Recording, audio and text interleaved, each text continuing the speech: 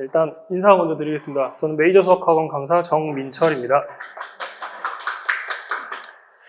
일단 되게 많이 안 오셨는데 그래도 와주셔서 너무 감사드립니다.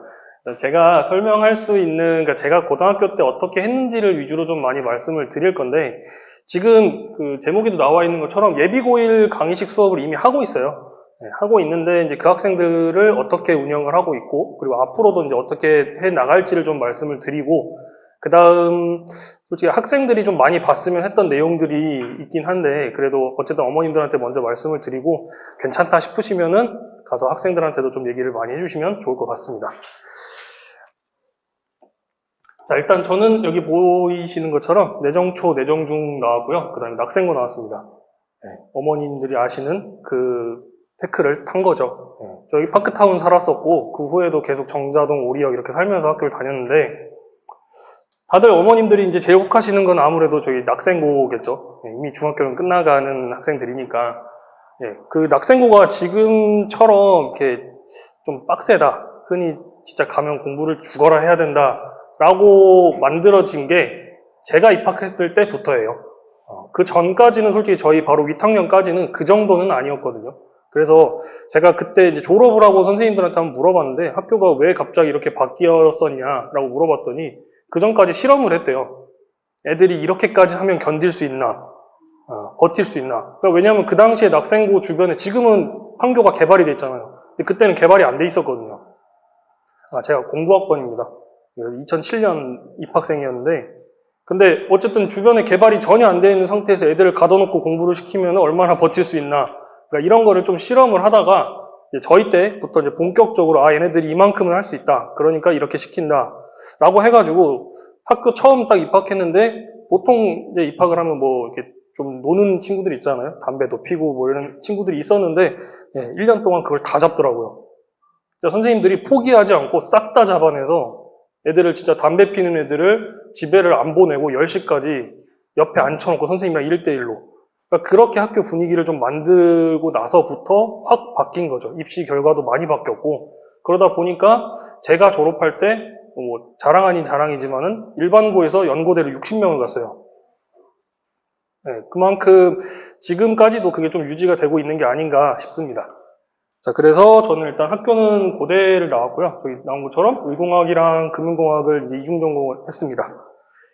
자, 그러면 오늘은 제가 이제 이 순서대로 말씀을 좀 드릴 건데, 예비고1의 3년 후의 모습을 먼저 말씀을 드릴 거고요. 그 다음에 현재 모습, 그 다음에 이제 학창시절에 제가 어떻게 했는지.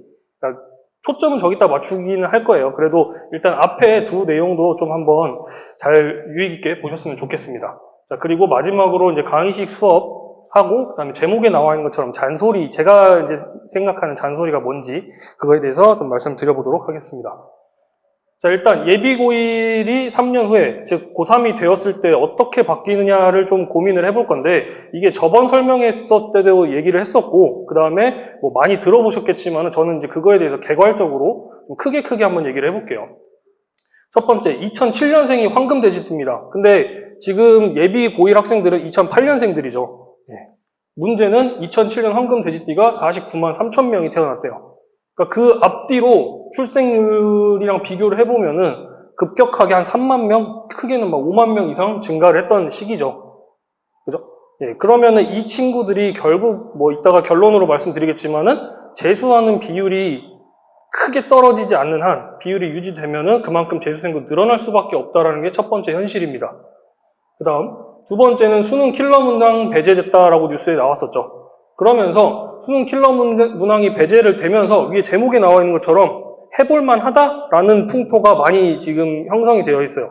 저희 반 중3 친구들한테도 그러니까 한번 물어봤거든요. 수능 이런 킬러 문항이 없어졌다. 그러면 너네는 느낌이 어떠냐? 이렇게 물어봤더니 그러면 도전해볼 수 있지 않을까요? 라고 생각을 하더라고요. 그러니까 아직까지 그 1등급에 대한 개념이 없는 친구들인데도, 왜냐하면 절대평가로 지금 하고 있는 학생들인데도 불구하고 본인들이 1등급을 받을 수 있다라는 자신감이 일단 올라가 있더라고요. 그게 나쁘다는 게 아니라 1등급이 이제 결국엔 내가 1등급이 될 수 있다라는 생각이 들면은 조금 더 하겠죠. 근데 그런 친구가 나만 있는 게 아니라 주변의 친구들 전부 다 그렇게 하겠죠. 그러니까 경쟁률이 더 세질 수밖에 없을 겁니다.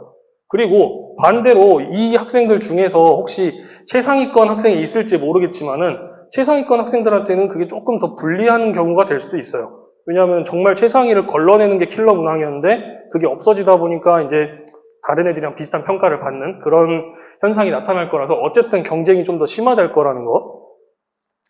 자, 그 다음 세 번째, 의대 정원 확대. 지금 이건 뉴스에 많이 나오고 있죠. 의대 정원을 확대를 한다, 어쩐다, 이렇게 얘기가 많이 나오고 있는데, 물론 의대에서는 반대를 하고 있을 텐데, 근데 저는 그 사람들이 얘기하는 게 약간 앞뒤가 안 맞다라고 생각을 해요. 인원 부족해서 맨날 힘들다 얘기하면서 막상 늘린다고 하니까 또 싫다. 그러니까 밥그릇 뺏기는 게 싫어하는 것 같은데, 어쨌든 무조건 늘리게 될 겁니다, 앞으로. 노인 인구 많아질 거고, 그러면은 그거에 대한 의료인들도 증가를 해야 될 거기 때문에 무조건 증가를 할 건데, 문제는 의대 정원이 증가한다라고 했을 때 당연히 그 의대까지 못 갔던 학생들이 보통은 많이 가는 과가 화학과나 뭐 생명공학과 뭐 이런 전공일 텐데 그런 전공을 선택했던 친구들이 이제 조금 더 노려보겠죠. 아무래도 정원이 늘어나면 나도 들어갈 수 있는 거니까 경쟁이 또 심화가 될 겁니다. 그 다음 이건 지금 뉴스를 캡처를 해놓은 거고요. 그 다음 마지막으로 이제 2028학년도 고교 입학제 입시가 시작되는 해가 이제 2028학년도인데 현재 중3, 즉 예비고1 친구들은 2027학년도 수능을 볼 겁니다. 즉 그 바로 다음 해부터 수능의 입시 체제가 바뀐다는 얘기죠. 어머님들이 아마 설명에 들어보셔서 알겠지만은 뭐 수학 같은 경우는 그래도 아주 많이 바뀌는 건 아니지만 그래도 바뀌는 부분이 없지 않아 있고 그 다음 다른 과목 탐구 같은 경우는 좀 많이 바뀌는 거고요. 자, 어쨌든 이런 것들을 총체적으로 봤을 때 그러면 얘네들한테 어떤 영향이 있을 거냐라고 판단을 해보면 지금 글씨가 조금 작아서 안 보이는데 2018년부터 2024년 그러니까 올해 수능 보는 친구들까지 쭉 봤을 때 여기 밑에만 봐주세요. 여기. 그러면 지금 퍼센트가 25%, 24%, 28, 29, 29, 31, 35 이게 뭐냐면 현역을 제외한 졸업생들, 재수생들이나 검정고시 학생들의 비율이 올해는 35%까지 증가했습니다. 제가 얼마 전에 뉴스를 봤더니 자퇴하는 친구들도 굉장히 많다고 그러더라고요. 매년 1, 2% 이상씩 증가하고 있다. 거기다가 재수생들도 증가하고 있기 때문에 올해는 35%가 현역이 아닌 졸업생들이라고 얘기를 하더라고요. 그럼 결론적으로 좀 전에 말씀드렸던 이 모든 현상들이 우리 예비 고1들한테는 어떤 영향을 미칠 거냐라고 하면은 재수생이 증가한다. 경쟁 상대가 많아질 수밖에 없다라는 거죠. 특히 이제 바로 2007년생들 같은 경우는 그래도 한번 재수를 하면은 똑같이 할 수 있다라는 생각에 마지막이라고 생각을 하고 죽어라고 할 겁니다. 옛날처럼 사무수 이런 생각을 안 하고. 근데 지금 예비 고1 학생들 같은 경우는 정말 마지막이라고 생각을 하고 공부를 시작을 해야 돼요. 일단 원장님도 그렇고 뭐 다른 선생님들도 그렇고 요즘에는 풍토가 재수생들이 굉장히 많잖아요. 재수를 해도 괜찮다. 솔직히 저도 애들한테 얘기를 해요. 1년 정도 늦는 게 무슨 문제가 있냐. 나중에 사회 나가면은 그 1년 차이는 아무것도 아니고 실제로 저만 봐도 제 친구들이랑 비교를 해보면 제 대학 동기들이 형 누나들이 꽤 많고 그래서 솔직히 그 차이는 없지만은 그래도 저는 가르치는 입장에서 제가 항상 저희 반 애들한테 얘기를 하는 게 우리 반에서 재수는 있을 수 없다. 무조건 3년 안에 끝내라. 재수하는데 비용이 얼마나 드는지 아느냐. 니네 그거 엄마 아빠가 얼마나 뼈 빠지게 일해서 돈 버는 건지 아냐. 그러니까 지금 3년 동안 쌍코피 터지게 공부해라. 전 이렇게 얘기를 하거든요. 그래서 지금 제가 모든 말씀드린 전제 조건은 재수란 없다는 생각을 하고 공부를 해야 된다라는 걸 말씀드리고 싶어서 얘기를 하는 거예요. 자, 그럼 그 다음 예비고1의 현재 모습. 그러면 결국 일단 3년 후는 아직 조금 남았으니까 지금 가장 걱정되는 게 뭐냐라고 하면은 아까 원장님이랑 말씀하셨던 것처럼 고등학교 선택이죠. 실적이 좋은데 내신 따기 힘든 학교. 반대로 실적은 별로지만 내신 따기 쉬운 학교. 솔직히 어머님 어떤 게 더 끌리세요? 쉬운 학교. 어머님은요? 쉬운 학교. 어머님도. 저는 이쪽이요. 그러니까 정답은 없어요. 정답은 없는데 제가 이 부분에 대해서 조금 조사를 해봤습니다. 그러니까 여러 컨설턴트들의 얘기를 들어봤고 그 다음에 제 생각도 한번 좀 조합을 해봤는데 일단 극단적인 예시예요. 지금 일부러 제가 이 지역을 밝히진 않고 수도권에 있는 다른 지역에서의 얘기를 좀 들어봤는데 빡센 학교가 2등급 초반까지 나오는 학생들이 수시로 갈 때 학종으로 여기 써져 있는 것처럼 서영고, 의치, 서성한 이런 데까지 가능하다 그러더라고요. 근데 저도 느낀 게 제가 아까 낙생고 나왔다고 말씀드렸잖아요. 낙생고 저 내신 3학년 졸업할 때 전체 내신 2.0이었어요. 그러니까 저는 좋아하는 거는 정말 열심히 하고 못하는 거는 좀 어쨌든 뒤처지다 보니까 평균 내니까 2등급 나오더라고요. 근데 고대 가잖아요. 저는 물론 정시로 가긴 했는데 수시에서도 일단 합격은 다 했었어요. 나중에 논술 때문에 떨어진 거라 제가 이제 글 쓰는 건 자신이 없어서 논술 때문에 떨어졌던 거라서 어쨌든 2등급으로 해서 내신까지 통과를 했던 학생이었거든요. 그래서 2등급 초반까지는 저렇게 가능하고 좀 극단적으로 얘기하면 4등급이 상향으로 썼을 때 여학생 같은 경우는 뭐 숙명이나 성신여대 이런 데까지도 쓸 수 있다. 그러니까 서울에서 뭐 이름이 조금 있는 학교들까지는 쓸 수 있다. 그리고 일반적인 4등급은 이나 명지 덕성 이런 것처럼 그러니까 인서울까지는 어떻게든 써볼 수 있다. 이런 얘기를 나오던데 덜 빡센 학교는 1등급이 교과로 서울대나 고대 한 명이 갈까 말까라고 하더라고요. 그 학교에서는 한 명을 보내든지 아니면 그냥 진짜 그 해는 없던지. 근데 여기는 그럼 학종은 없냐? 예, 학종은 없대요. 그 학종이 없을 수밖에 없는 이유가 빡센 학교 같은 경우는 애들이 알아서 열심히 하니까 써줄 말이 많은 거죠. 근데 덜 빡센 학교는 뭐 하는 게 없으니까 쓸 말도 없고요. 그러다 보니까 그냥 알아서 공부의 성적으로 학교를 가야 된다. 이렇게 되는데 문제는 1등만. 그럼 나머지 1등급. 여기 보면 그 외에 나머지 1등급이라고 제가 써놨죠. 그 외에 나머지 1등급이 경희대, 홍익대 이런 수준으로 한 4-5명이 수시로 간다 그러더라고요. 그리고 2등급은 국민대, 숭실대, 삼육대, 명지대. 이게 일단 지금 수도권에서 분당에서 그리 멀지 않은 지역의 얘기를 말씀을 드린 거예요. 서울 근처고요. 뭐 제가 말씀드린 게 경기도에서도 막 이렇게 멀리 떨어진 곳이 아니라 근처의 얘기를 말씀드린 겁니다. 그러면 분당이라고 다를 게 있을까요? 분당도 전 비슷하다라고 생각을 합니다. 자, 그러면 여기서 이제 선택이 되는 게 빡센 학교를 가서 내가 2등급 정도 또는 3등급까지만 만약에 나온다라고 하면은 그래도 내가 원하는 어느 정도 수준의 이상의 학교를 써볼 수가 있는 건데 이 밑에 있는 학교는 써도 안 된다는 얘기죠. 그럼 이 학교가 왜 안 되냐라고 해봤을 때 밑에 있는 학교들의 학생들의 그 마인드가 다르다는 거죠. 제가 이거는 되게 유명한 또 컨설턴트 다른 사람의 얘기를 또 들어봤는데 그 사람이 주장하는 거는 자기는 무조건 빡센 학교다. 성적이 나오든 안 나오든 빡센 학교다. 그 이유가 사람이라는 게 간사해서 내가 빡센 곳에서 죽어라고 해도 만약에 점수가 안 나오더라도 그 위에 있는 애들을 바라보면서 하게 되는 건데 여기를 가는 순간 나태해진다는 거죠. 첫 번째 이유. 가장 중요한 게 일단 분위기가 달라진다는 거예요. 그러니까 선생님이 다르다는 게 아니라 애들끼리. 그러니까 저 같은 경우도 고등학교 때 솔직히 말씀드리면 낙생에 있는 선생님들이 막 엄청 실력이 좋냐? 아니에요. 사립임에도 불구하고 전혀 그렇지 않았어요. 저는 수학을 제가 이제 고등학교 2학년, 3학년 때 담임이 다 수학 선생님이셨는데 2학년 때 선생님은 정말 수학 잘하셨어요. 그래서 정말 제가 질문하러 많이 가고 근데 고3 때 선생님은 저는 솔직히 인정 못해요. 그래서 안 갔어요. 한 번도. 물론 뭐 이렇게 자료를 얻으러 가거나 할 때는 갔지만은 질문하러 가진 않았습니다. 그럼 그런 거 질문하는 거 다 어디서 했냐? 친구들한테 했어요. 지금 어머님들의 자녀분들은 어쨌든 이렇게 학원을 보내고 해서 학원 선생님한테라도 질문할 수 있잖아요. 제가 이따 뒤에서 말씀을 드리겠지만은 저는 집이 형편이 안 돼가지고 분당에 살았는데도 학원을 못 다녔습니다. 그냥 학원을 못 다니고 진짜 수학을 생으로 혼자 공부를 한 케이스라서 정석책 펴놓고 진짜 정석책이 너덜될 때까지 몇 번을 보고 보통은 지금 아마 어머님들 집에 가보시면 수학책이 이만큼씩 쌓여 있을 거예요. 한 학년, 한 과정에 대해서. 그죠? 저 책 딱 3권 썼어요. 정석, 센, 그 당시에 이제 많이 썼던 특작. 이거 다 이유가 있어요. 정석은 많이 쓰니까, 기본서. 센은 그냥 많이 풀어보려고. 특작은 문제가 더러워요. 그러니까 모의고사형 문제가 전혀 아닌데 약간 내신 문제처럼 문제가 더러웠어요. 그래서 풀었던 문제들. 근데 이 3개만 계속 반복적으로 풀었던 거죠. 근데 이걸 풀면서 문제는 질문이 나오면 어떻게 해결했냐라고 하면은 주변 친구들한테 저보다 잘하는 친구들이 분명히 있으니까 걔네들한테 물어본 거죠. 그래서 물어보면서 항상 느꼈던 게 내가 고3 때는 저 새끼는 따라잡는다. 그런 마인드로 공부를 하게 되면은 자기가 좀 바뀌지 않을까라는 생각이 좀 듭니다. 자, 그래서 지금도 저기 그 앞에서 말씀드렸던 것처럼 빡센 학교, 낙생, 중앙, 대진 이런 학교들이 잘 나가는 이유는 선생님이 잘나서가 아니라 애들이 잘나섭니다. 애들한테 스스로 배울 게 있으니까. 물론 그 동네 거기 가서도 걔네들한테 물어보지 않고 그냥 난 몰라.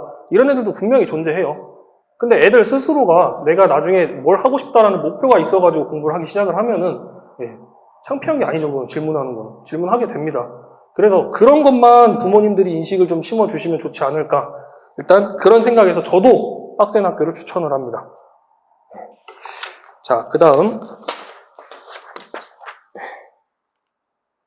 그러면 예비고1 학생들과 학부모님들이 지금 제가 착각하지 말아야 될 것 이렇게 좀 자극적으로 썼는데, 보통 학교를 입학을 하고 뭐 어느 학교가 됐든 상관없습니다. 이제부터는 빡세든 뭐 덜 빡세든 이미 들어간 거니까.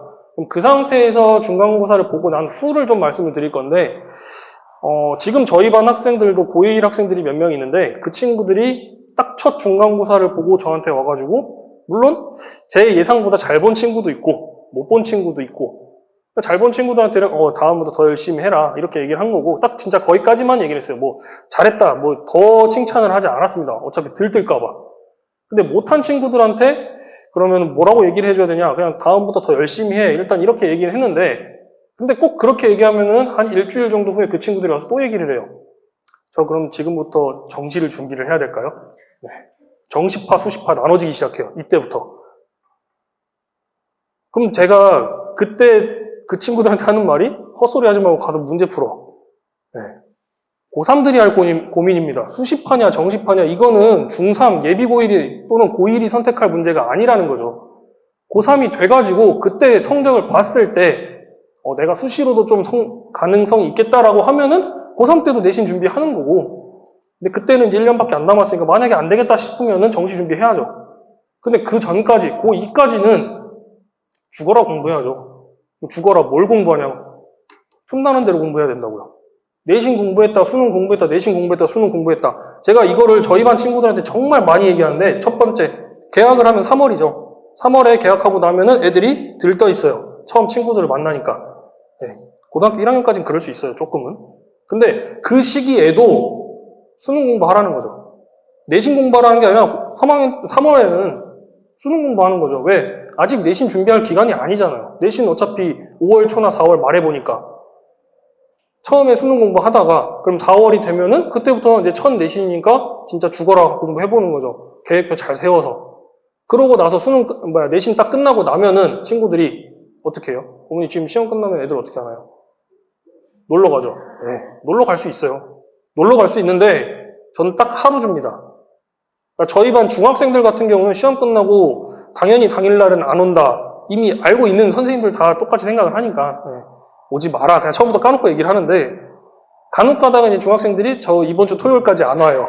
네. 죽을래? 이렇게 한번 얘기는 하지만은, 근데 중학생이니까 솔직히 선생님이고 가르치는 사람이니까 당연히 와라라고 얘기는 하지만은, 아직은 중학생이니까 그래 조금 쉬었다가 또 해도 상관없겠다라는 생각에서 스트레스는 풀어라라는 의미로 그래 알겠다 이렇게 얘기를 하는데, 고등학생이 만약에 저한테 그렇게 얘기했다? 다음날 수업 오면은 저는 따로 불러요. 상담실로 불러갖고 장난하냐고 지금 나랑. 네가 지금 고등학생인데 그렇게 여유 있게 놀 시간이 있냐? 전 진지하게 얘기를 합니다. 그래서 딱 하루 노는 시간 줘요. 그날 당일. 그날 당일이 만약에 재수없게 수학학원 오는 날이 아니라 영어학원 오는 날이다? 그건 내 할 바 아니지. 다음 날부터 수학은 해야지 그래도. 저는 진짜 그렇게 얘기를 해요, 애들한테. 그러고 나서 결국엔 그럼 내신 끝나고 그 다음 날부터 뭐 하냐? 다시 수능 공부해야 된다고요. 내가 부족한 부분, 예를 들어서 수상에 대해서 시험을 봤다라고 하는데 그 내신 준비하기 전까지 만약에 수학 공부를 하고 있었다? 그럼 그거 다시 복습해야죠. 그리고 수투 나가야죠 또.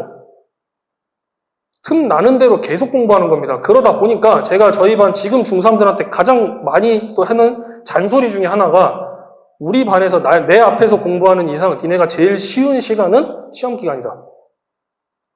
시험 기간에는 그것만 하면 되니까. 근데 시험이 끝나는 순간 나는 계속 나갈 거다. 뒤에 거 할 거고 복습 또 시킬 거고 부족한 분 찾아내서 또 문제 풀릴 거고. 그리고 니네가 방학 때는 정말 힘들다는 소리 나올 거다. 방학이 제일 쉬운 시간이 아니다. 방학이 제일 힘들 거다. 그렇게 공부를 해야 된다라는 거죠. 근데 제가 이따가도 말씀을 드리겠는데, 최근에 좀 상담을 하거나 아니면 이제 저도 애들을 가르친 지 한 10년이 넘어가면서 좀 느끼는 건데, 제가 처음에 애들을 가르칠 때 많이 느꼈던 거는, 와, 진짜 부모님들도 세다. 그러니까 세다는 의미가 애가 막 아프다고 하는데, 그러니까 감기 몸살이 걸렸는데 학원을 보내요. 약 먹여서. 그래서 1시간이든 2시간이든 하고 오라고. 다 못 채워도 상관없으니까. 그리고 명절 때 놓고 가요. 네, 혼자 놓고 가요. 아니, 물론 근처니까. 물론 멀리는 안 되는데 근처면 놓고 가요. 밥만 차려놓고 그냥 가버리시는 거죠. 공부하라고. 근데 요즘 부모님들은 당연히 명절에는 무조건 데려가시고, 아까 말씀드렸던 것처럼 뭐 혼자 놔두는 법이 없죠. 거기까지는 괜찮아요. 왜냐하면 가족들과의 시간도 중요한 거니까. 근데 플러스 알파로 평일에 보면은 뭐 가족 행사가 있다고 저녁 시간에 많이 빠져요. 근데 아까 말씀드렸던 그 좀 자극적으로 말했던 컨설턴트가 했던 말이 뭐였냐면, 그런데 왜 공부를 잘하길 바라냐 이거죠. 애한테 공부하는 시간에는 공부를 해야 된다라는 책임감을 일러줘야 되고 인식을 시켜줘야 되는데, 엄마가 나서갖고 빼주면은 그게 뭔 소용이냐. 그러면 애들도 나태해질 수밖에 없다.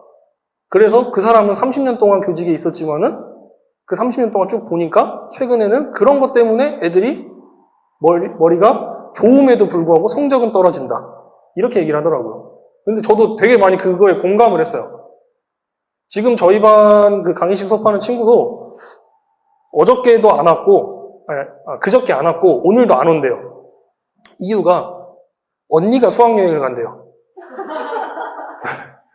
언니가 수학여행을 가는데 네가 왜 안 와? 제가 그랬죠. 언니가 수학여행을 가니까 자기가 억울하대요. 그래갖고 엄마랑 부산을 여행을 가기로 했다는 거예요.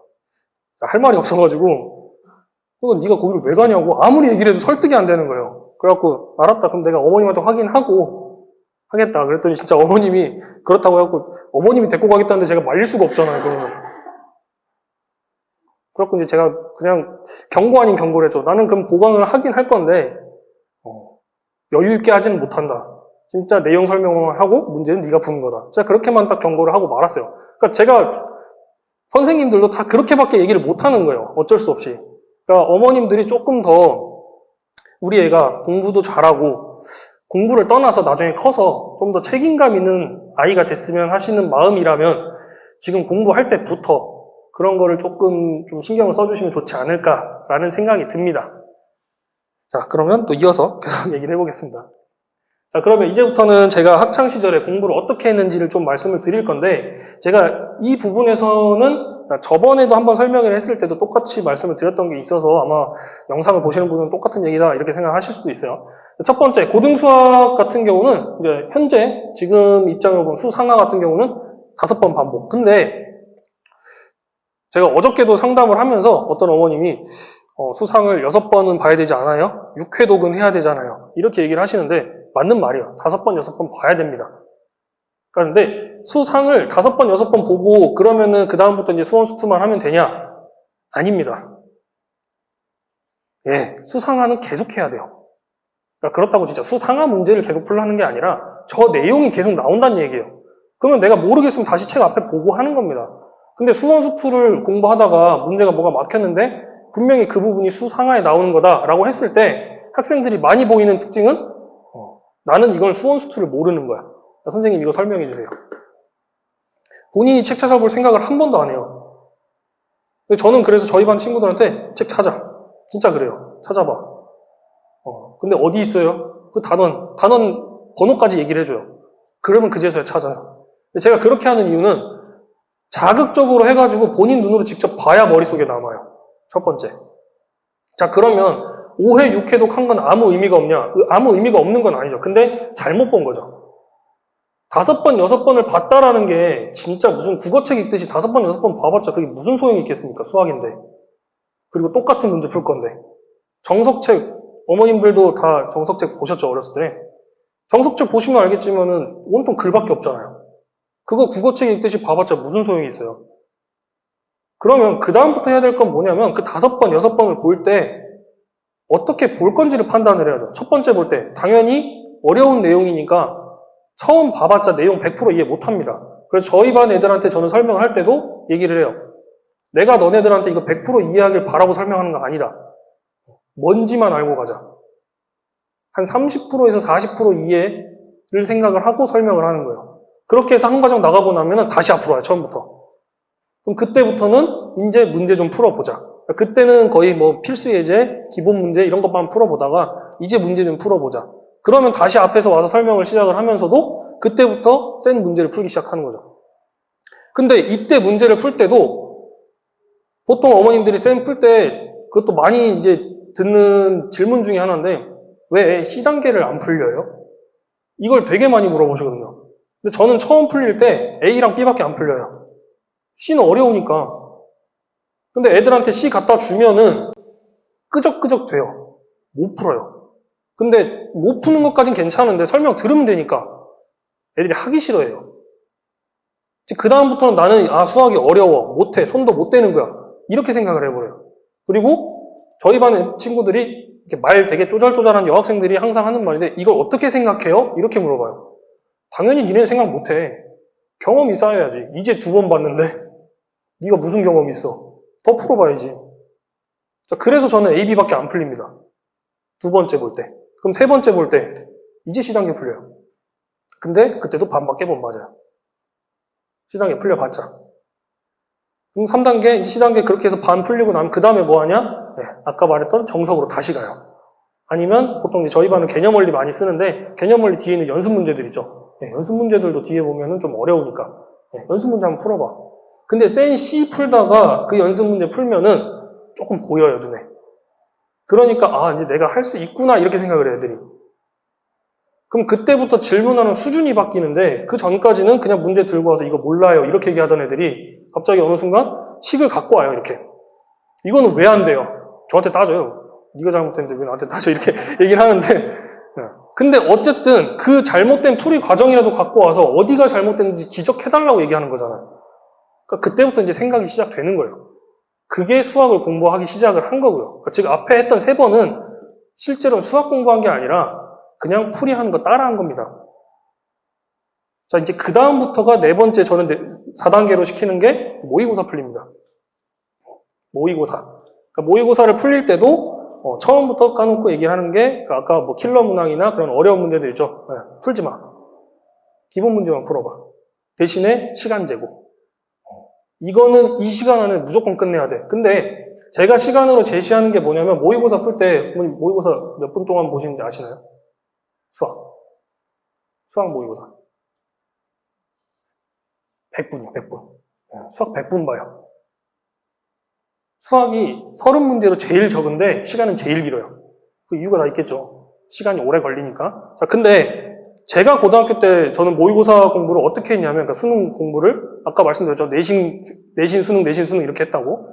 근데 그 수능 공부를 할 때 어떻게 했냐면 저는 이제 지금이랑 교육 과정이 좀 다를 때 그 전 교육 과정에서 이제 공부를 했던 사람이니까 배우는 게 좀 더 많았어요. 그러다 보니까 수능이나 모의고사도 시간이 120분이었어요.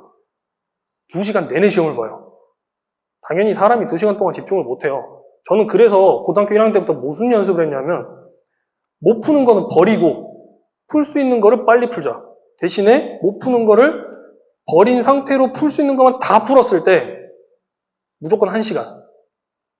딱 절반의 시간 안에 끝내야 돼요. 그럼 남은 절반 시간 동안 이제 어려운 것만 풀면 되니까. 그러니까 중요한 게 속도도 필요하다는 거죠. 그 연습을 좀 시켜야 돼요.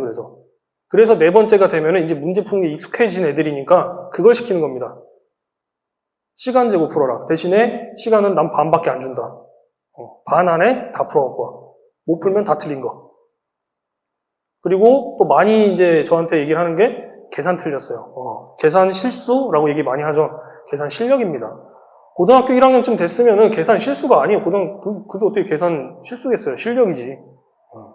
정신 안 차리고 푼 거다. 집중해라.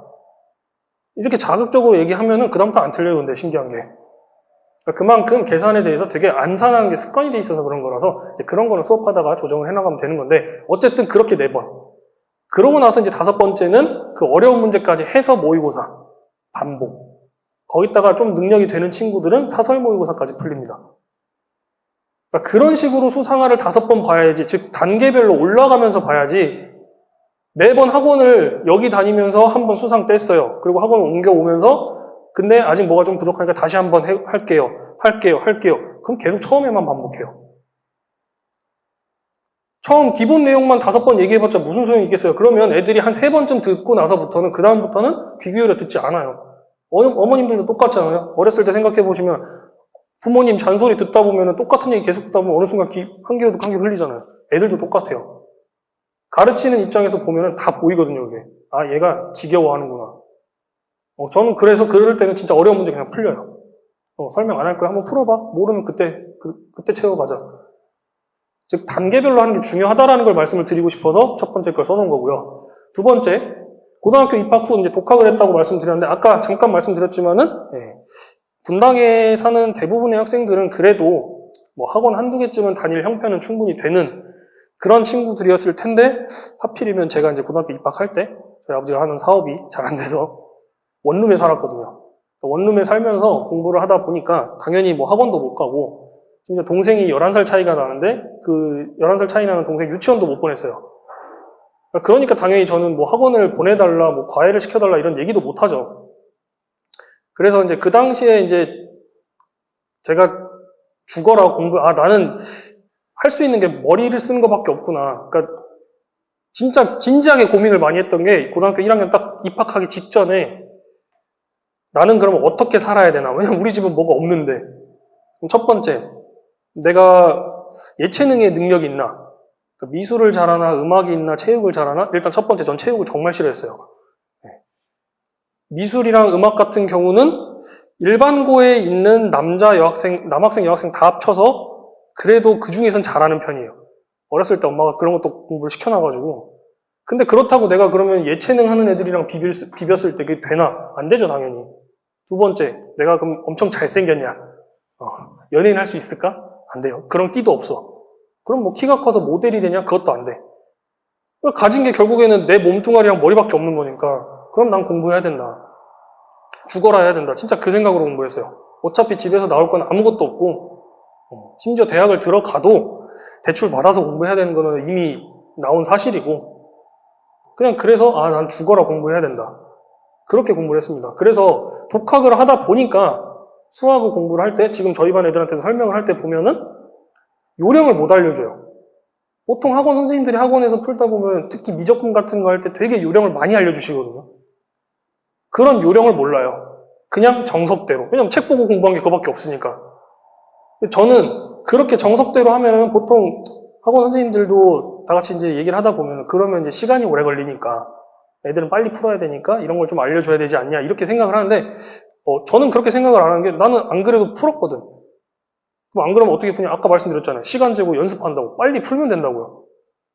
그 1시간이 됐든 2시간이 됐든 바짝 집중을 해가지고 내 능력치를 최대한 끌어올리면 되는 겁니다. 그거는. 그건 연습을 통해서 가능한 거고. 제가 특별하게 머리가 더 좋아서 뭐 독학을 할 수 있었다. 그게 아니에요. 이따가 뒤에서 다시 한번 말씀드리는데 저는 진짜 고등학교 3년 내내 하루에 4시간 반 잤어요. 3년 동안. 12시 반, 1시에 자서 다음날 5시 반에 일어나야 돼요. 낙생 나왔다 그랬잖아요. 지금도 아마 하고 있을지 모르겠지만은 성적이 되는 친구들을 7시까지 불러요. 학교로. 근데 제가 그때 오리역 살았거든요. 셔틀 타고 가려면 1시간 걸려요. 6시에 셔틀을 타야 돼요. 그럼 5시 반에는 일어나야겠죠. 근데 그러면 사람이 자야 되니까, 잠은 자야 되니까, 그러니까 12시 반, 1시에는 무조건 자야 돼요. 그래서 하루에 4시간 반씩 자면서 그렇게 공부했던 거예요. 그러고 나서, 그러면 졸린데 어떻게 하냐. 학교 가서 오전 내내 깨어 있다가 점심 때 밥 먹고 딴 애들 떠들 때 엎드려 자요. 20분. 그것도 딱 정해놓은 철칙이었어요. 20분. 그 이유가 30분을 넘어서면 뇌파가 바뀐대요. 그때는 이제 모르니까 그냥 뉴스 보고 뇌파가 바뀐대요. 그러면 그때부터는 잠을 자다가 깨버리면은 이제 오히려 흐름이 깨져버리고 머리가 더 아파지고 이런 현상이 나타나는 거죠. 그래서 20분. 그리고 오후에 쭉 또 수업 듣다가 석식 먹고 또 20분. 그러니까 오로지 수면 시간이 그게 다였어요. 3년 내내. 그러니까 처음엔 정말 힘들어요, 그거. 1년 동안 진짜 너무 힘들었던 것 중에 하나가 7시에 학교를 가가지고 공부를 하래요. 진짜 뻥이 아니라 그 반에 40명인데 40명이 다 이러고 있어요. 선생님은 그 와중에 깨우긴 하는데, 근데 선생님들도 아시잖아요. 졸린 거 뻔히 아니까. 막 열정적으로 깨우시지는 않아요, 그러면. 저도 1년 내내 그걸 싸움을 한 거예요. 막 허벅지 찔러가면서 깨야 된다. 커피도 마셔가면서. 근데 그렇게 1년 지나니까 그게 몸에 배더라고요. 그러니까 고등학교 2학년 때부터는 그 시간에도 공부해요. 그런 루틴이 필요한 거예요. 그래서 마지막에 써놓은 것처럼 항상 일정한 루틴으로 공부했습니다. 무조건 7시에 책 보기 시작했던 거고요. 아까 말씀드렸던 것처럼 점심시간에 무조건 20분 자고 석식 먹고 20분 자고 자는 시간이 항상 12시 반에서 1시 3년 내내요. 그 일정한 루틴에다가 플러스 알파로 고3 때는 무슨 짓까지 했냐면 무조건 7시에는 그 아침에 가서 공부할 때 처음에는 졸리니까 내가 좋아하는 거 해야 되잖아요. 근데 저는 국어 영어 별로 안 좋아했거든요. 아침부터 국어책 펴고 있으면 바로 잤어요. 그러니까 좋아하는 거, 그나마 수학 공부하면 잠은 깨니까 생각을 해야 되니까 잠이 안 올 거 아니에요. 그래서 수학 공부했는데 고3 때는 다른 방식으로 고3 때는 7시에도 무조건 국어 공부, 그리고 나서 10시 되면은 그때부터 수학 공부, 점심 먹고 일어나서 무조건 영어 공부, 그 다음에 과탐 공부.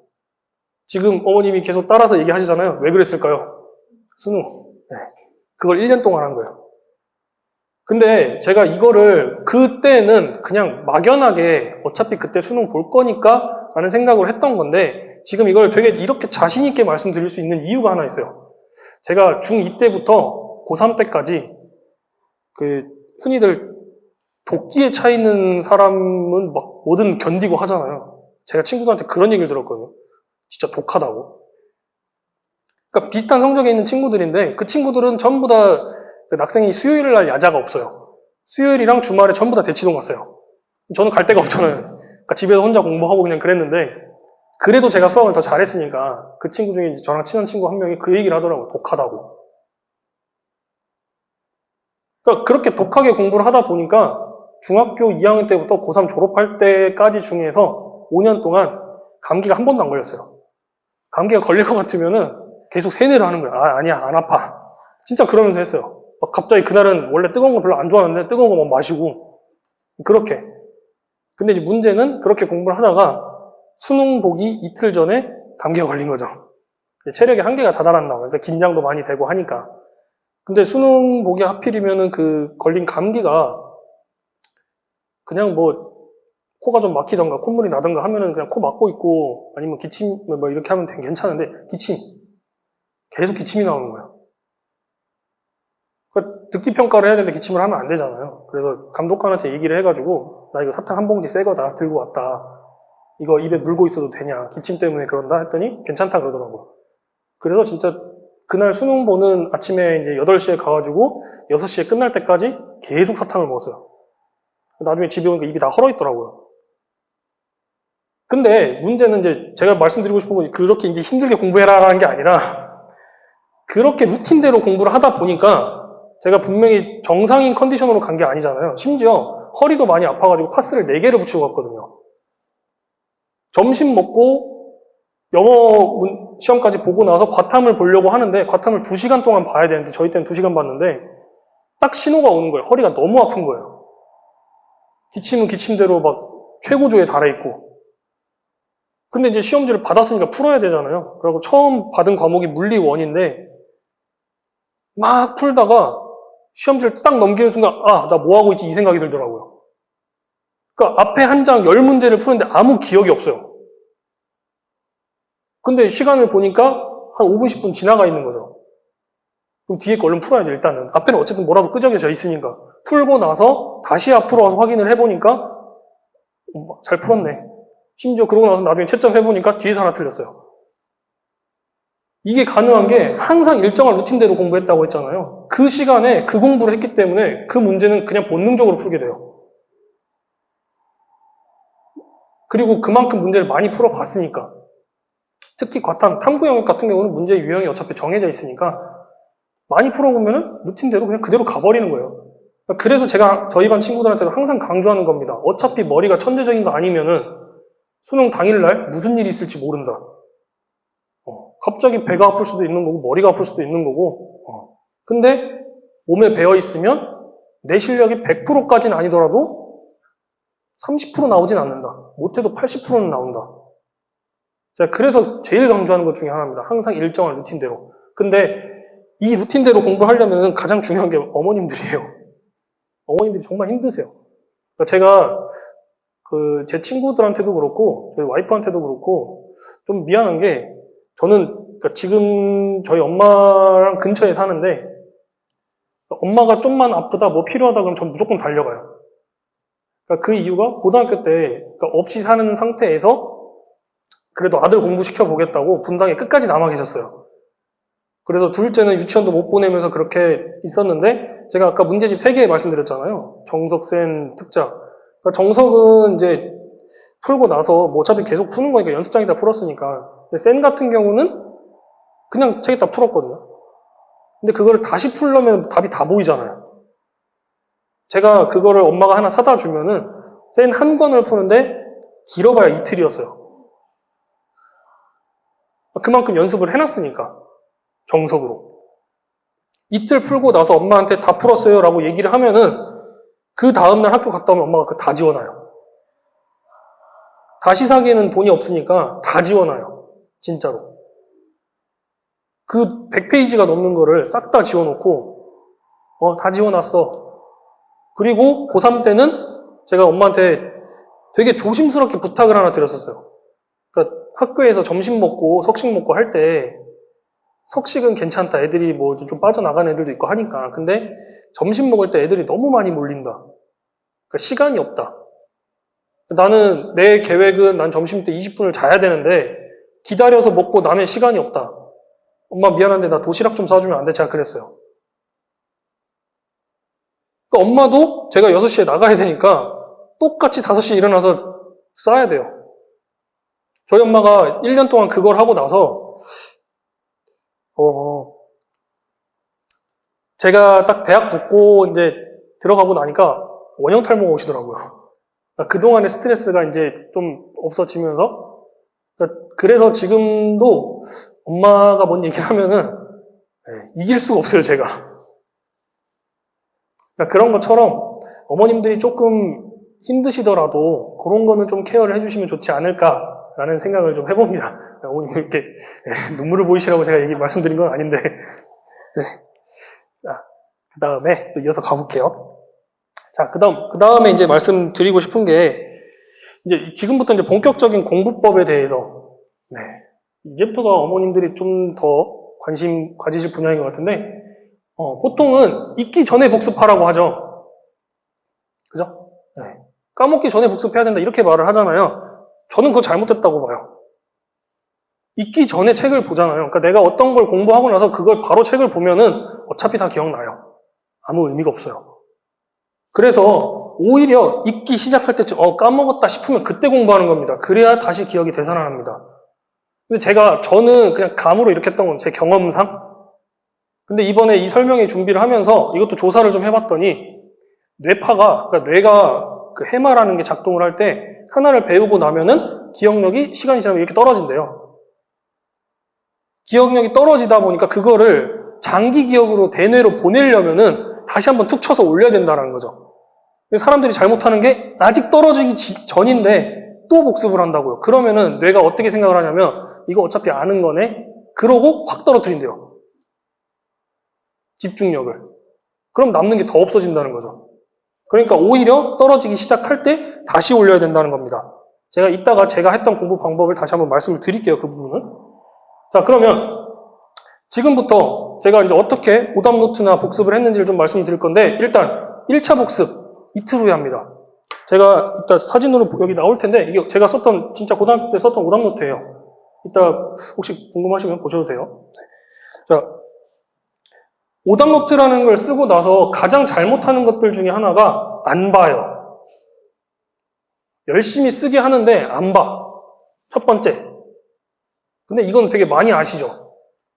써도 안 봐요. 이 얘기 되게 많이 하시는데 제가 좀 더 강조하고 싶은 건 두 번째. 그거를 복사를 해서 문제를 붙여놔요. 또는 시험지를 잘라서. 저는 절대 반대입니다. 저는 문제 진짜 다 쓰라고 그래요. 저는 직접 다 썼어요. 쓰는 이유가 뭐냐면 어쨌든 문제도 한글로 되어 있거든요. 사람이 한글에 익숙하다 보니까 툭툭 뛰어넘어요. 식만 보려고 그래요. 특히 수학 문제 풀 때. 식 아니면 숫자. 한글은 읽어야 문제를 푸는 건데 한글을 안 읽는다는 얘기죠. 그래서 저는 저희 반 지금 예비고일 친구들한테 오답노트를 쓰라 그래요, 다. 문제를 직접. 그림도 직접 그리라 그러고. 직접 쓰면 안 읽을 수가 없잖아요. 그래서 저는 그렇게 써서 문제를 파악을 하고 그림도 직접 그려봐요. 그래야지 내가 이 모양이 왜 나왔는지를 알 수가 있으니까. 문제를 읽어보면 그 그림이 그리는 순서가 나오거든요. 그래야 논리적으로 파악이 되는 거고. 그렇게 해서 오답노트를 쓰게 한 겁니다. 그러면 그걸 쓰고 나서 그걸 언제 보냐?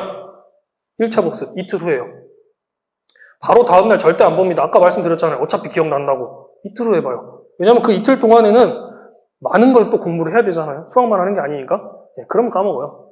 이틀 후에 다시 봅니다. 근데 문제는 오답노트는 내가 모르거나 틀려서 다시 한 거잖아요. 특히 모르는 문제는 이틀 후에 다시 풀어도 어차피 틀려요. 100% 머릿속에 절대 안 남아요. 그 다음 다시 한번 그러면 해설을 본 후에 뭘 하냐? 2차 복습. 그 후로 일주일 후에 또 봐요. 그럼 그 일주일 후가 지나면 어떻게 되느냐? 당연히 문제 풀 수 있을 것 같죠? 또 못 풀어요. 또 틀려요. 그러면 또 설명 보고 다시 복습하는 겁니다. 그러면 어떻게 하느냐? 3차 복습. 그로부터 2주 후에 또 봐요. 간격이 조금씩 늘어나죠. 근데 저 2주 후에도 기억 안 납니다. 3번을 봤는데도 기억이 안 난다고요. 4번. 한 다음에 또 봐요. 그러면 기억나요. 제가 이거를 제 동생한테도 한번 시켜봤거든요. 아까 11살 차이 난다고 했으니까 시켜봤는데 동생이 나중에 졸업하고 그 얘기 하더라고요. 진짜 짜증났대요. 계속 시키니까 너무 짜증났대요. 근데 기억은 난대요. 제가 이렇게 했습니다. 그래서 이거를 가지고 어머님들도 좀 방법을 아시면은 애들한테 얘기를 해보시면 애들도 좀 듣지 않을까 싶어서 지금 써놓은 건데 이게 원래 제가 이걸 설명할 때 말씀을 드릴까 말까 고민을 되게 많이 했어요. 이건 내 공부법인데 여기서 얘기해버리고 나면은 나는 미천이 없어지는데 특별한 스킬이 없는데 난 이런 걸로 해야 되는데 근데 그래도 애들이 공부를 잘하는 게 목적이니까 저희 반 애들이 아니더라도 좀 말씀을 드리는 거고요. 자, 근데 저 이거 아까 조사해봤다 그랬잖아요. 여기 보니까 표트르 워즈니악이라는 사람이 얘기했던 내용이래요. 전 몰랐는데 되게 유명한 사람이더라고요. 책을 썼더라고요. 공부법에 대해서. 인터벌 학습법이라고. 궁금하시면 나중에 검색해보시면 되는데 저분이 했던 거랑 제가 했던 거랑은 약간 일수는 좀 차이가 나요. 저는 저렇게 했다는 걸 말씀을 드리고 싶은 거고요. 그 다음에 아까 여기 보여드렸던 오답노트입니다. 이게 여기 보이시죠? 쓴 거예요. 그림도 직접 그렸어요, 다. 이렇게 그림 다 그렸던 겁니다. 아, 근데 요 그림 같은 경우는 이제 붙여놓은 게 있죠. 이거는 붙였던 이유가 모의고사예요. 시험지를 학교에서 무조건 모의고사 보면은 제 시험지 말고 교무실 가서 하나 더 달라 그래요. 왜냐면 여기에서 빵꾸 나버리면 뒤에 문제 틀렸으면 없잖아요. 그러니까 무조건 두자. 그걸로 한 겁니다.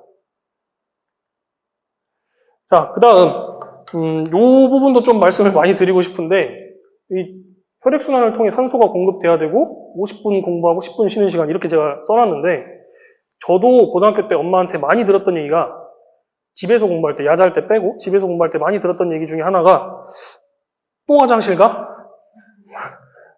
또 물 마시러 가? 이 얘기였거든요. 근데 머리가 앉아서 공부를 하다 보면 피는 밑으로 내려와요. 머리가 탁해질 수밖에 없고 공기도 탁해요. 근데 맑은 산소가 계속 올라가야지 머리가 회전이 더 잘 되는 건데 어머님들 입장에서는 오래 앉아서 공부하는 게 답이다라고 생각을 하셔가지고 애들 진짜 잠깐 화장실 가는 것도 또 가는 것처럼 느껴지실 거예요. 근데 어머님들은 왜 그렇게 느껴지시냐면 밖에서 다른 일 하시잖아요. 뭐 집안일을 하시든 TV를 보시든 핸드폰을 보시든 그거는 시간 빨리 가잖아요. 저도 지금 이제 와이프 출근하고 저희 딸 어린이집 보내놓고 혼자 집안일 하다 오거든요. 근데 항상 느끼는 게 시간이 없어요, 맨날. 나도 좀 쉬다 오고 싶은데 시간이 없는 거예요. 아, 그러니까 집안일하면 진짜 시간 빨리 가는구나 이 생각이 들어요. 그러면 어머니 입장에서는 시간 진짜 빨리 간 건데 애들 입장에서는 나 50분 동안 공부했는데 엄마 또 뭐라 해. 이렇게 돼요. 그래서 저 패턴으로 공부를 계속 한다 애가 그러면 그거는 터치 안 하셨으면 하는 게 제 바람입니다. 근데 제가 저 얘기를 저희 엄마한테만 들은 게 아니라 고3 때 담임선생님한테도 얘기를 들었어요. 고3 때 되면은 어머님들도 경험이 있으시겠지만은 보통 쉬는 시간에도 앉아서 뭐 막 하고 있죠. 네. 여학생들 맨날 이렇게 담요 두르고 이렇게 뒤집어 쓰고 그러고 맨날 이거 하고 있잖아요. 남학생들도 똑같이 하고 있고. 제가 이제 고3이 딱 됐는데 3월 한 달 동안에 저는 그런 패턴으로 공부한 사람이 아니니까 또 일어났어요. 화장실 가고. 그러니까 담임선생님이 교무실로 부르더라고요. 저 이뻐라 하시긴 하니까 좋은 말로 민철아 제발 너도 쉬는 시간에 공부 좀 해라. 그래갖고 제가 일단 알겠다 그러고 갔거든요. 그래서 앉아서 진짜 딱 이틀 해봤거든요.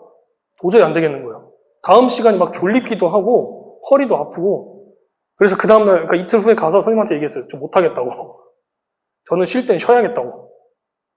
대신에 내가 수능 보는 시간, 그러니까 모의고사 보는 그 수학 같은 경우 2시간을 봤어야 되니까 그 2시간 정도까지는 앉아있어 보겠다고. 근데 그 이상은 나는 안 된다고. 그러니까 진짜 그렇게 말씀드리고 그렇게 공부했습니다. 그래서 심지어 저랑 이제 친한 친구인데 다른 반에 있던 친구가 고3 때 얘기하는 게 너 왜 쉬는 시간마다 와? 이랬어요. 그러니까 그렇기 때문에 저는 저희 반 친구들이 저 쉬는 시간에 좀만 쉬면 저희 좀 쉬어요 라고 얘기를 하면은 물론 이제 말로는 안 돼 이거 하고 라고는 하지만은 그래도 무조건 쉬게 해줘요. 그 하는 것까지만 끝내고 나서 하다못해 학원에서는 쉬는 시간 종이 끝났더라도 갔다 와. 그래서 어머님들도 집에서 혹시 학생들이 공부하거나 할 때 반드시 움직이게 해주셔야 됩니다. 막 운동을 격하게 하라는 게 아니라 좀 진짜 그냥 한 바퀴 도는 것만 해도 상관없어요.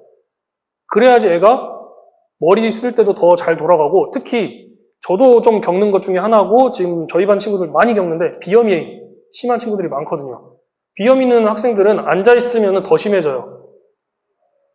차라리 코가 꽉 막혔다 싶으면 잠깐 서서 한 바퀴 돌고 그러고 나면 괜찮아져요. 왜냐하면 비염이라는 게 여기에 부어있는 상태거든요.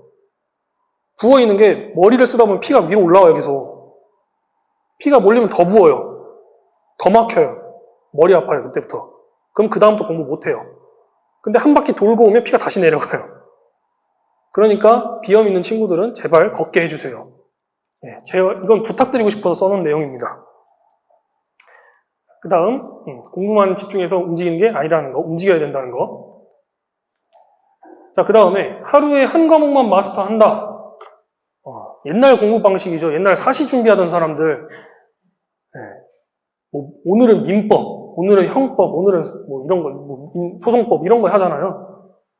하루에 한 과목만 죽어라 한다고 그게 머릿속에 남는 게 아닙니다, 절대로. 이것도 보니까 뭐 되게 유명한 사람이 얘기했던 게 있더라고요. 공부하는 방법이. 섞어서 해야 됩니다.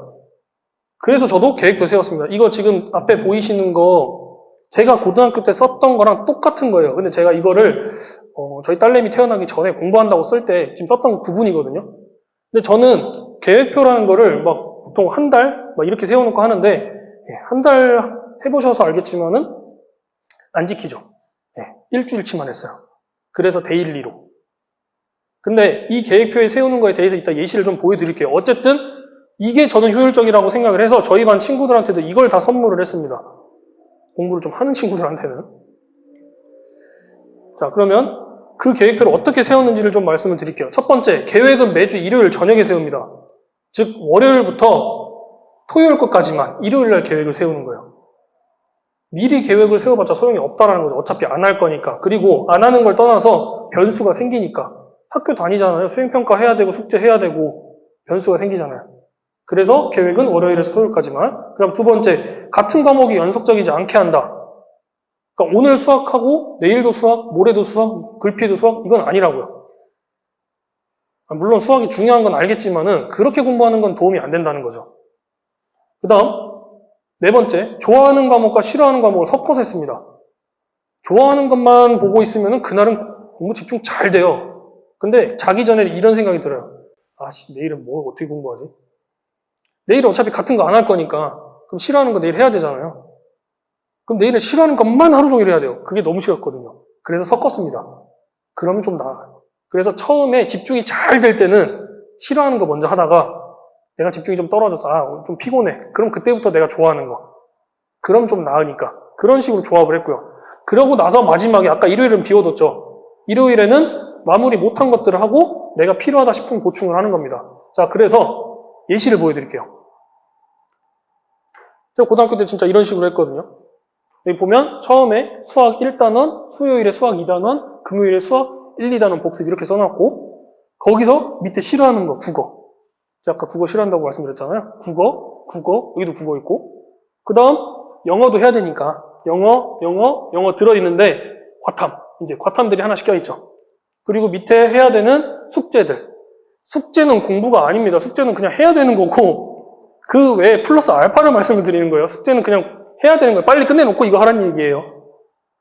그죠? 그리고 나서 밑에 수행 있는 거 이런 식으로 써놓은 거예요. 그래서 월요일부터 토요일까지 이런 식으로 쭉 써놓고 나서 실행을 하는 거죠. 그러면 하고 나면 어떻게 하냐? 예를 들어서 월요일날 지났다라고 하면은 빨간색으로 그어버려요. 했으니까. 그럼 안 한 거는 옆에다 체크. 이렇게 안 한 거. 자, 그래서 그 예시는 이렇게 해요. 체크는 어떻게 할지 몰라서 그냥 남겨뒀는데 그어놓기만 했습니다. 이런 식으로 놔뒀던 거예요. 자, 그러면 아까 일요일 비워놨다 그랬잖아요. 이제 이 비워놓는 거에 대해서 어떻게 활용을 했냐라고 하면은 지금 여기 보면 물리, 국어, 영어, 화학 이게 쭉쭉 비어있잖아요. 근데 문제는 여기 영어 3단원인데 2단원을 안 했는데 3단원을 할 수는 없잖아요. 그 다음 거를. 그러니까 요것만 수정하는 거예요. 여기만. 앞에 걸 안 했으니까. 그럼 앞에 거 안 한 거에 대해서 여기를 수정을 해놓고 그 다음에 들어가는 게 이제 남아있는 거 전부 다 여기다 쓰는 거죠. 이거 일요일날 하라고요. 이렇게 일주일을 돌린 겁니다. 계속 3년 동안. 물론 계획표 세워놓고 대부분이 잘 안 지키는 애들이 정말 많은데 저도 처음에 그랬고 근데 이거를 일주일 단위로 끊어서 하다 보니까 성취감이 생겨요. 이거 내가 했구나 안 했구나 이게 눈에 보이니까. 그래서 그 플래너 하나는 저는 꼭 들고 다녔었습니다. 그래서 이게 모든 학생들한테 다 뭐 딱 맞다 이렇게 말씀을 못 드리겠지만은 어쨌든 제가 했던 방식이니까 한번 시도해보는 것도 나쁘지 않을까라는 생각이 들어서 말씀을 드린 거고요. 그리고 지금 예비 고1, 그러니까 아직 고등학교 들어가기 전에 지금부터 한번 시도를 해보면은 이게 나한테 맞는 방법이면 계속 쓰면 되는 거고 아니면 또 다른 방법 찾아보면 되는 거니까요. 지금 한번 가서 말씀드려보면 좋지 않을까 싶습니다. 자, 그 다음 계획한 것은 그날 무조건 끝낸다. 아까 계획한 거 무조건 안 끝난다 그랬잖아요. 근데 계획한 거 무조건 안 끝난다고 막 어머니들이 너 오늘 이거 하기로 했는데 왜 안 했어? 필요가 없다고요. 이것도 보니까 무슨 효과가 있대요. 자이가르닉 효과라는 게 있대요. 내가 어떤 부분에 대해서 공부하기로 처음에 계획을 세워놓은 게 있는데 그게 공부를 하다 중간에 무슨 사정에 의해서 끊겼다고 했을 때 차라리 그게 그 다음날 공부를 하게 되면 공부 효과가 더 좋다 그러더라고요. 왜? 찝찝하게 남아있잖아요. 그러니까 자는 동안에도 그게 계속 머릿속에 남아있는 거예요. 근데 내가 얘를 딱 끝내버리면 그다음부터 끝났다 이러고 머릿속에서 끝내버린대요. 뇌가. 그래서 자이가르닉 효과라는 것 때문에 저렇게 된다라고 전문가들이 또 얘기를 하더라고요. 그래서 아까 제가 계획 세웠던 거 다 못한 것도 큰 문제가 안 된다라고 말씀을 드린 게 어쨌든 난 일요일에는 그래도 마무리할 거니까 그렇게 계획만 세워서 하면 된다라고 말씀을 드리고 싶습니다. 자, 그러면 제가 이제 그래도 오늘은 강의식 수업을 설명하는 날이니까 강의식 수업을 하려는 이유는 첫 번째, 개별 지도의 일단 장점, 단점을 먼저 좀 말씀을 드리고 싶습니다. 저는 원래 이 학원에서 지금 일한 지 한 2년 반 정도 됐는데 그 전에는 서울의 송파에서 강의식 수업을 했던 강사입니다. 그래서 좀 두 방법이 처음에 왔을 때 되게 비교도 많이 되고 힘든 것도 느껴지고 했는데 첫 번째, 개별 지도의 장점은 학생 개개인에 맞출 수 있죠. 얘네들 수준이 어느 정도인가 그거에 맞춰서 수업을 할 수 있다는 게 장점이고 대신 단점이 하나 생겨요. 늘어지게 돼요. 그러니까 얘한테만 맞추다 보니까 얘가 저한테 반응을 안 보여주면은 알 수가 없어요. 그냥 단순하게 얘가 문제를 풀고 잘 풀었냐 못 풀었냐 이게 아니라 얘가 배우고 나서 얘 눈을 쳐다봤을 때 이게 이해하고 있는 눈인지 아닌지 이게 보이거든요. 근데 문제는 계속 이것만 보는 애들이 있어요. 그러니까 제가 옆에서 이렇게 설명을 하는데 책만 보는 애들 안 보이잖아요. 그럼 제가. 그럼 얘가 이해가 됐는지 안 됐는지 모르고 반응이 없다 보니까 이해가 덜 된 건가? 그럼 다시 설명해야겠네? 이러면서 점점 느려지더라고요. 저는 그래서 옆에 앉혀놓고 수업을 할 때도 물어봐요, 계속. 이거 네가 설명해. 그러니까 분명히 제가 설명해줘야 되는 게 맞는데 이게 뭔 말이야? 네가 문제를 나한테 설명해봐. 이렇게 계속 물어봅니다. 그러니까 어쨌든 그런 게 저는 단점이라고 좀 생각이 되는 부분이 있어서 지금 말씀을 드린 건데, 강의식 수업을 하면 이제 공부라는 것 자체를 개별 지도를 하다 보면 또 두 번째 단점으로 느꼈던 게 뭐였냐면, 얘네들이 독립적이지를 못해요. 자립을 못해요, 잘. 저한테 계속 의존을 하더라고요. 그러니까 얘네들이 뭐 공부를 하기 싫어서도 아니고 나는 억지로 온 거다 이런 애들도 아닌데, 저희 반 애들 되게 보면은 어머님들한테 많이 듣는 얘기가 그래도 수학학원은 잘 가려 그래요, 이 얘기를 되게 많이 듣는데, 막상 문제를 풀려보면은 갖고 와서 그냥 무조건 물어봐요. 이게 왠지도 생각을 안 해보고 식이 처음에 뭔지도 모르고 자기가 식을 어떻게 세워야 될지도 모르고 그냥 문제 들고 와서 이거 몰라요 이렇게 물어봐요. 자기가 한 번만 생각을 해보면 하다못해 식 하나라도 나올 텐데 그 하나를 생각을 안 해요. 근데 공부는 혼자 하는 겁니다. 특히 수학은. 국어나 영어 같은 경우는 단어 외우고 문법 알고 문장 어떻게 해석하는 방법을 배웠으면은 체득화되는 거잖아요. 내 몸에 자연스럽게 나오는 거잖아요. 언어라는 게. 근데 수학은 자연스럽게 나올 수가 없는 과목입니다. 머릿속에서 생각을 하고 식을 나와야 되는 거니까. 근데 공부를 혼자 안 하면 생각을 당연히 안 하겠죠. 그리고 계속 의존을 해요. 그래서 제가 강의식 수업을 하는 건데, 강의식 수업을 하다 보면 애들이 저한테 직접적으로 까놓고 이거 몰라요 이렇게 얘기를 못해요. 옆에 친구가 같이 있잖아요. 쟤는 풀고 있네? 그럼 나도 해야 되네? 이러면서 하더라고요. 실제로 저희 반에 여학생 한 명이 진짜 말도 많고 까불까불한데 잘 못해요. 잘 못하는데 저랑 처음에 개별 지도로 수업을 했을 때는 계속 물어보더라고요. 근데 이 강의식 수업으로 제가 밀어 넣었어요, 그 친구를. 근데 밀어 넣고 나니까 옆에 계속 눈치가 보이잖아요, 다른 친구들. 그러니까 풀더라고요. 그렇게 한두 달 하고 나서 저한테 와서 하는 얘기가, 저 예전보다 수업 좀 하는 것 같지 않아요? 이렇게 물어봐요. 많이 좋아졌다고. 일단 네가 식이라도 쓰지 않냐고. 그래서 제가 강의식 수업을 하고 싶어 하는 겁니다. 근데 이걸 왜 그러면 더 어린 학년이나 더 높은 학년한테는 안 하느냐? 일단 어린 학년은 사춘기예요. 사춘기 애들을 모아놓고 수업을 하면 지들끼리 놀기 바빠요. 그래서 제가 중2 애들은 웬만하면 다 떨어뜨려 놓으려고 하는 겁니다. 그 다음 더 높은 학년 애들은 제 말을 안 들어요. 고2, 고3들은 지들만의 방식이 이미 다 있는 애들이라서 백날 얘기해도 듣지를 않아요. 그냥 진짜 세게 충격을 한번 받지 않는 이상 안 들어요. 제일 말 잘 듣는 학년이 예비 고1입니다. 희망이 있잖아요. 나도 1등급. 그러니까 희망이 있으니까 잘 들어요. 그래서 강의식 수업을 좀 해보려고 하는 거고요. 그 다음 수학의 개념을 배우고 문제를 풀며 연습하는 건 어려운 게 아닙니다. 내용 자체를 배우고 문제를 풀고 하는 것들은 어려운 게 아니에요, 어머님들. 우리 애들은 어렵다고 하는데요. 당연히 어려운 문제가 있죠. 근데 잘하시는 선생님들이 다 설명해 주시잖아요. 그거 자체가 어려운 게 아닙니다. 수학이 어려운 거는 시험이 어려운 거예요. 국어, 영어도 시험 보는데요. 국어, 영어는 상대적으로 아까 말씀드렸잖아요. 체득화된 걸 그냥 내보내는 거라고. 근데 수학은 생각을 하고 시험을 봐야 되니까 시간이 쪼달리고 긴장은 더 많이 되고 시험이 어려운 겁니다. 그럼 평소에 그 시험 보는 연습을 많이 해야 됩니다. 아까 제가 모의고사 연습 막 많이 했다 그랬잖아요. 그 시간 절반으로 줄여서 그런 거를 나 혼자뿐만이 아니라 내 옆에 친구랑도 해야 됩니다. 제가 고3 때 저희 반에 수학 전교 1등이 한 명 있었어요. 저는 전교 1등은 아니었어요. 걔보다 조금 밑에. 근데 그 친구를 고3 때 처음 만났는데 저는 그 친구를 고3 때 만난 게 신의 한 수라고 저는 생각을 해요. 왜 그랬냐면은 걔 옆에 딱 붙어가지고 걔랑 시합을 했습니다. 학교에서 선생님이 앞에서 설명을 하는데 설명 안 듣고 문제집 펴놓고 똑같은 문제집 펴놓고 야 오늘은 여기서부터 여기까지 누가 더 빨리 정확히 푸냐 시합했어요. 경쟁을 한 거죠. 진짜로 뻥이 아니라 처음 3개월 동안 한 번도 못 이겼어요. 수학이 매일 들었는데 이과니까 한 번도 못 이겼어요. 근데 한 3개월쯤 하고 나니까 이제 한 번씩 이기더라고요. 그래서 그 친구가 저한테 했던 말이 야 너 엄청 빨라졌다. 그리고 신기한 게 내 푸는 방식만 고집을 하는 게 아니라 얘가 어떻게 푸는지가 보이잖아요. 새로운 방법을 또 알게 돼요. 똑같은 문제에 대해서도. 경쟁을 해야 된다는 게 제가 주장하고 싶은 거예요. 그래서 물론 어느 정도 수준이 됐을 때를 얘기를 하는 거긴 한데 같이 공부를 하고 나서부터는 그 다음부터는 단계적으로 계속 경쟁을 시켜야 된다는 거죠. 개별 지도로 끝까지 갈 수 없다라는 게 제가 말씀드리고 싶은 거예요. 그 친구가 결국에 그 친구는 연대 수학과 갔어요. 걔는 국어를 너무 못했거든요. 저는 국어를 그래도 상위권에서 조금 못한 정도인데 그래도 국어 3등급 나오다가 수능 때 2등급 나왔거든요. 걔는 국어 5등급 나왔는데 연대 갔어요. 그게 가능했던 이유가 제가 수능 봤을 때가 역대 최고의 불수능 1등급 커트가 80이 안 돼요. 저도 수능 봤을 때 그 점수 받고 저 집에 와서 아씨 대학 못 가겠다 이 생각했어요. 찍고 있으니까 욕은 못 하겠고 진짜 욕하면서 대학 못 가겠다 진짜 그 생각을 했었어요. 그 정도로 어려웠는데 그 친구도 연대 수학과 갔고 저도 이제 고대 갔고 그렇게 경쟁하던 친구들이 보니까 결과가 한 번에 다 현역으로 왔어요.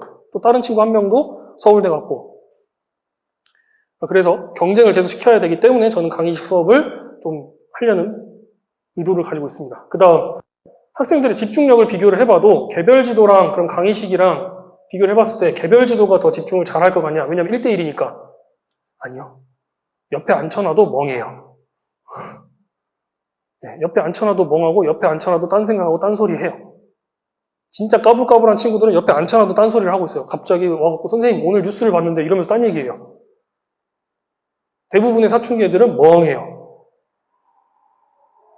그리고 여자애들 같은 경우에 야, 이 기집애야, 눈 떠. 이렇게 얘기하기도 하고 머슴한테는 똑바로 안 쳐다봐? 이렇게 하는데 강의식 수업을 할 때는 오히려 제가 어떻게 하냐면 지금 딱 이런 구도인데 그 친구한테 한 명한테 야 뭐야? 물어봐요. 그럼 한 명한테 물어보면은 나머지 애들이 다 긴장하고 있어요. 지네들한테 물어볼 거야. 그러니까 더 집중해요 진짜로. 그래갖고 실제로 그날 딱 수업 끝날 때까지 안 물어봐요 그냥. 다른 애들한테 안 물어보는데 계속 집중을 해요. 그 다음날 와서 똑같이 그렇게 하냐? 아니요. 그 다음날 와서 이렇게 질문을 하고 나서 긴장하고 있잖아요. 그럼 뭐야? 얘가 대답 못했으니까. 그러니까 어떻게 튈지 모르게 계속 수업을 하다 보니까 애들이 계속 집중을 하더라고요. 그런 게 좀 필요하다라는 게 제 생각이고요. 그 다음 학생들의 비교. 아까 말씀드렸죠. 지들끼리 서로 경쟁하면서 비교한다는 거. 그 다음 마지막에 고등학교 시절을 말씀을 애들한테는 말한다. 이렇게 표현을 해드리고 싶은데 좀 전에 제가 어머님들한테 내가 공부 이렇게 했다 이렇게 말씀드렸잖아요. 그다음에 고등학교 생활에서도 그냥 공부뿐만이 아니라 이런 것들을 좀 많이 얘기를 해주는 편입니다.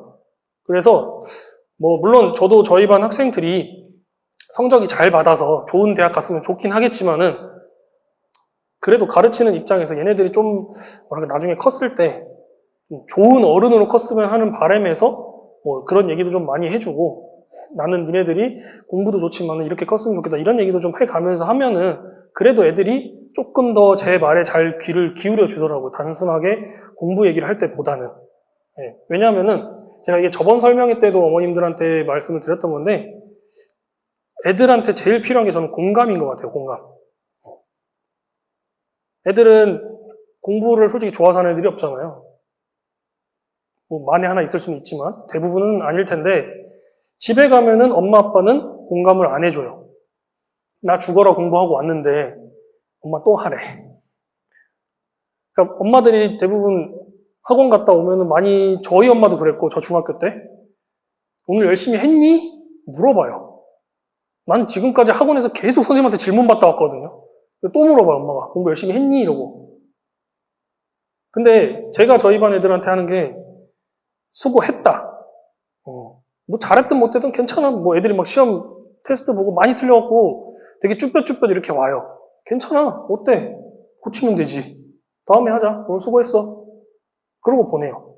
그리고 또 많이 얘기를 해주는 게 이제 따로따로 애들이 따로따로 좀 제가 상담을 많이 하는 편인데 그렇게 얘기를 하다 보니까 얼마 전에도 어떤 여학생, 고등학교 1학년짜리 여학생이 저한테 이렇게 쪽지를 써서 이렇게 쓱 내밀더라고요. 쌤, 다른 사람한테는 얘기할 수가 없는 개인 가정사가 있는데 선생님한테밖에 얘기할 사람이 없는데 좀 얘기할 수 있을까요? 이렇게 써서 저한테 하더라고요.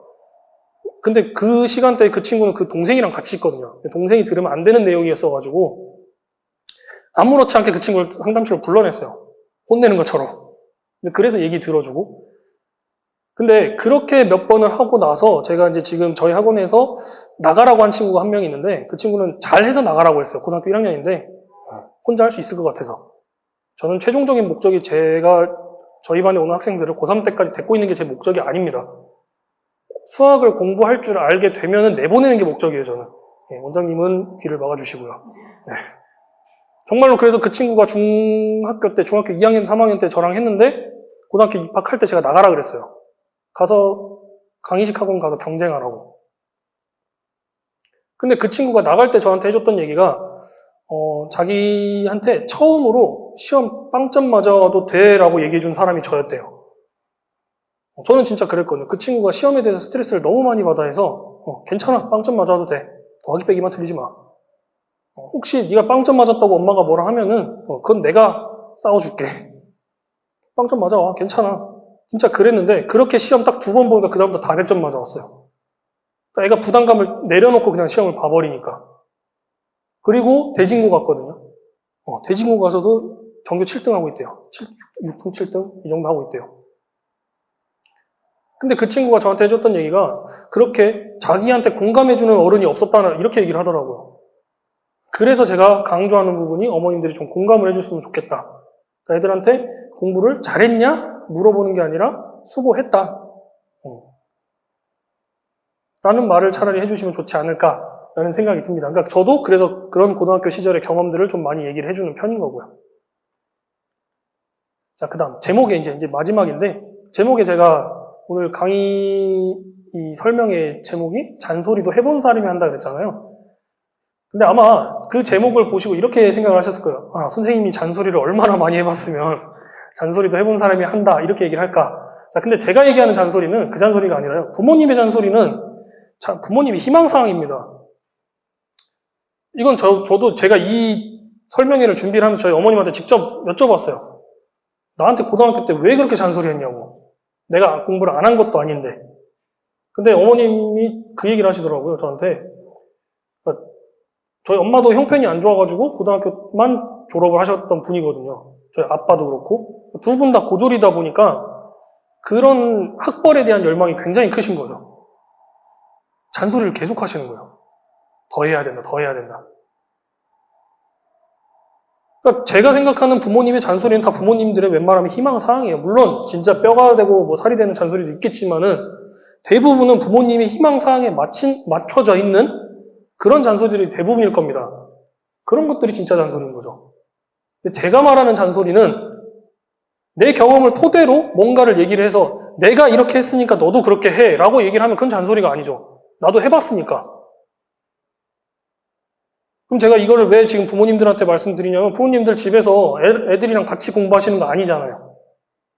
그죠? 같이 공부를 하라고 말씀드리는 게 아니라 그 시간대 나도 너를 위해서 뭔가를 열심히 하고 있다는 걸 보여드리면은 그러니까 즉 TV를 본다던가 핸드폰을 본다던가 이런 거를 안 하시면은 그리고 차라리 책을 보신다던가 아니면 그냥 운동을 하신다던가 그러면은 애들도 엄마가 또는 아빠가 그냥 나한테만 하는 잔소리가 아니구나. 본인도 뭔가를 열심히 하고 있구나. 이렇게 느껴요. 그러면 더 자극이 돼서 하는 거죠. 저 이거 원래 안 쓰려고 그랬거든요. 이 말. 되게 위험한 말이잖아. 이거 엄마들한테. 근데 왜 썼냐면은 아까 말씀드렸던 그 말 많은 여학생이 가끔 이제 아빠 엄마 얘기를 해주는데 너 딸이니까 아빠가 되게 좋아하시겠다. 뭐 이렇게 얘기를 하면은 아니요. 아빠는 관심이 없는데요? 맨날 와서 핸드폰 보고 있어요. 맨날 나가서 담배 펴요. 그러니까 애들이 아빠랑도 뭔가의 미래에 대한 얘기를 해본 적도 없고 그냥 아빠는 아빠대로 왜 일만 하고 와서 그냥 그러고 계시는 거죠. 그럼 엄마는 맨날 잔소리예요. 그러니까 엄마는 그냥 잔소리하는 사람이고 아빠는 관심이 없는 사람이고 자기네들이 조언을 구할 수 있는 사람은 선생님들밖에 없고 근데 학교 선생님들은 싫고 그러니까 학원 선생님들한테 와서 애교 아닌 애교를 부려가면서 그렇게 막 얘기를 하는 거죠. 조언을 구하는 거죠. 그래서 제가 말하는 그 잔소리를 해본 사람이 해야 된다라는 뜻은 잔소리를 하려면 내가 그 행동을 해본 사람이어야지 얘네들한테도 똑같이 시킬 수 있다라는 게 제 주관입니다. 저는 실제로 그래서 군대에서도 저도 그래도 군대를 다녀왔지만은 군대에서 보면은 선임들이 막 안 하고 그런 것들이 있는데 저는 웬만한 건 다 했거든요. 근데 저도 안 하는 게 있었어요. 예를 들어서 방바닥 청소하는 거 잘 안 했어요. 후임들한테도 안 시켰어요. 그래서 내가 하는 것만 난 시켜야 된다라는 주의였어가지고 근데 그게 애들한테도 똑같더라고요. 그래서 해본 사람이 해야 된다라는 걸 말씀드리고 싶어요. 그 제목을 다시 한번 보여드린 거고요. 제가 핸드폰에 저장해 놓은 사진입니다. 위대한 교육은 무언가 대단한 것을 해줄 때 일어나는 것이 아니고 부모가 귀찮음을 극복할 때 일어난다. 예. 이것도 어떤 되게 유명한 사람이 어디서 했던 말을 제가 그냥 그대로 받아 적어서 적어 놓은 건데, 보통은 이제 이걸 말하시는 분은 의도가 저처럼 되게 갓난 아기를 데리고 있을 때를 얘기를 하시는 거긴 했어요. 근데 이제 곰곰이 좀 고민을 해보니까 이게 갓난 아기든지 큰 아기든지 어쨌든 애를 데리고 있는 사람이면은 똑같이 해당되는 말이 아닌가 싶어서 지금 적어놨는데, 부모님들이 뭔가 대단한 거 해주시는 것보다 진짜 써져 있는 것처럼 귀찮음을 극복할 때 위대한 교육이 일어나지 않나 싶습니다. 아까 말씀드렸던 것처럼 진짜 사소한 거 챙겨주는 거, 그냥 따뜻한 말 해주는 거, 이런 것들, 그런 것들만 좀 한 번씩 고민을 해봐 주시면은 아이들이 공부할 때 조금 더 자발적으로, 그 다음에 의욕적으로 공부할 수 있지 않을까 싶습니다. 네. 감사합니다.